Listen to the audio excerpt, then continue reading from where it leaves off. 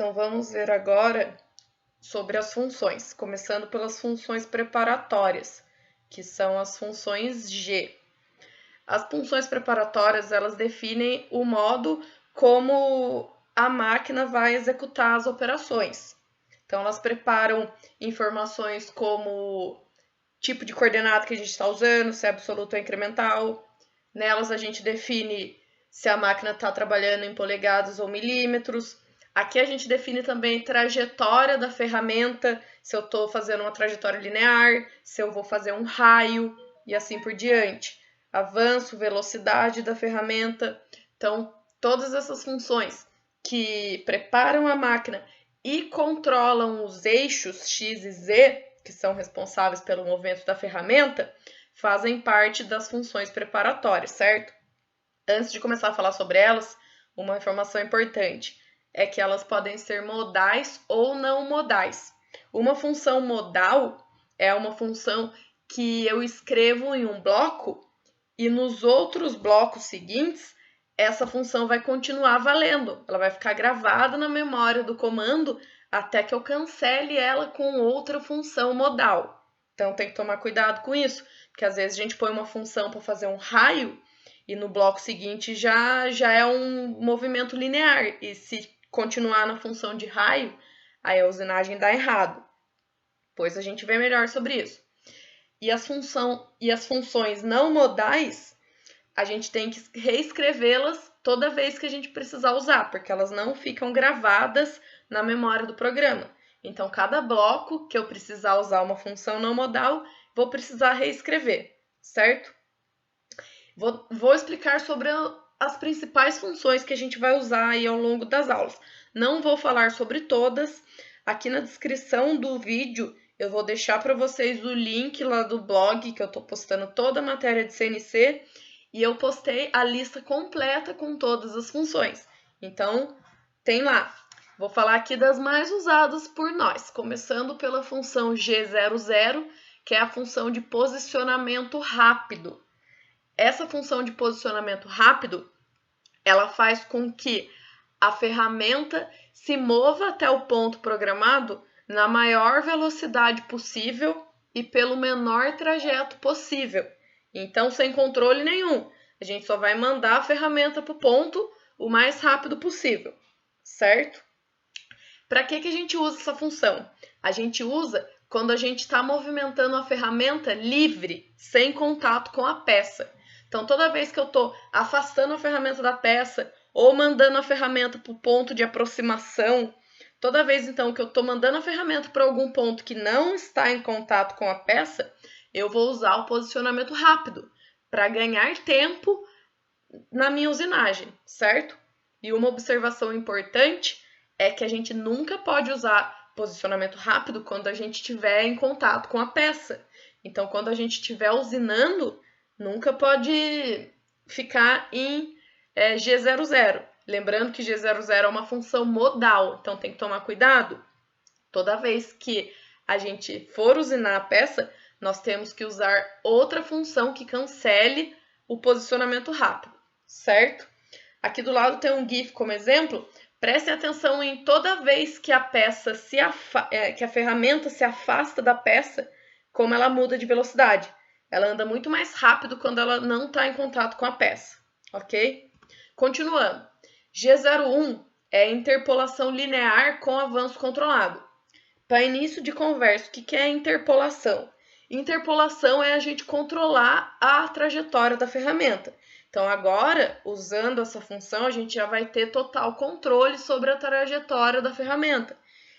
Com a função G01, a gente faz com que a ferramenta ande de maneira linear, então se movimente de maneira linear, seja em linha reta ou seja em ângulos também, como no caso de um chanfro. O chanfro ele é inclinado, mas ele ainda é linear, certo? E toda vez que a gente usa a função G01, a gente logo em seguida tem que informar a que avanço essa ferramenta vai ser controlada, certo? Então, no mesmo bloco em que a gente começar a usar a função G01, a gente já informa o avanço da ferramenta, Depois vocês voltam lá no programa do vídeo anterior e observem tudo isso aí, certo? A G01 também é uma função modal. Então, se eu tiver uma peça que só tem movimento linear de usinagem, eu só escrevo uma vez e nos outros blocos vai ficar valendo G01 também, certo? Aqui tem um exemplo de um GIF de uma ferramenta trabalhando com movimento linear. Continuando. G02. G02 é para quando a gente precisa fazer raio, é interpolação circular, certo? Aí a gente tem raio em sentido horário e anti-horário. Vai depender do sentido em que a ferramenta vem e do formato desse raio. Aqui tem um desenho, ó, de um raio em sentido horário, que é a função G02, certo? Que também é uma função modal, então tem que tomar cuidado. G02 só vai aparecer no bloco em que a gente programar a coordenada de raio. Nos blocos seguintes, temos que voltar para G01, senão dá erro na hora de programar. E G03 é a interpolação circular no sentido anti-horário. Então, muda dependendo do formato em que for esse raio. Percebam na imagem.